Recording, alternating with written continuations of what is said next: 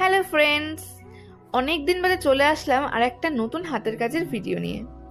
এটা ছিল একটা প্রজেক্টের অর্ডারের কাজ।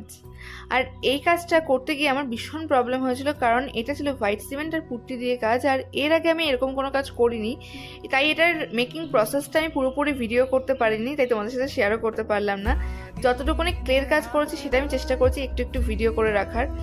সব থেকে প্রবলেমে পড়েছিলাম, এটা একদমই শুকোতে চাইছিল না, আর হোয়াইট সিমেন্ট দিয়ে না একদম হাতটা ফুটো ফুটো হয়ে যাচ্ছিলো, হাতে কেমন একটা হয়ে যাচ্ছিল। আসলে এই কাজটা কখনো করিনি, তাই জানি না যে কীভাবে করতে হয়। তো তারপরে আমি চেষ্টা করছি আমার 100% দিয়ে কাজটাকে করার, আর ভীষণ অল্প সময় পেয়েছি, 2 দিনের মধ্যে লাগবে বলেছিল। যেহেতু একটা বাচ্চার স্কুল প্রজেক্টের ব্যাপার, তো বাচ্চাটার মুখের দিকে দেখে আমি নাও করতে পারিনি, তাই জন্য আমি কাজটা করি। আর আমি চেষ্টা করেছি যে কোনো কাজে আমি আমার 100%ই দিই, তো এটাতে আমি চেষ্টা করছি আমার 100% দেওয়ার। আর শ্রাবণ মাস বলে মহাদেবের থিমের ওপরেই কাজটা করেছি। আরও অনেক কিছু করার ইচ্ছে ছিল, কিন্তু করে উঠতে পারিনি কারণ সময় খুব অল্প ছিল।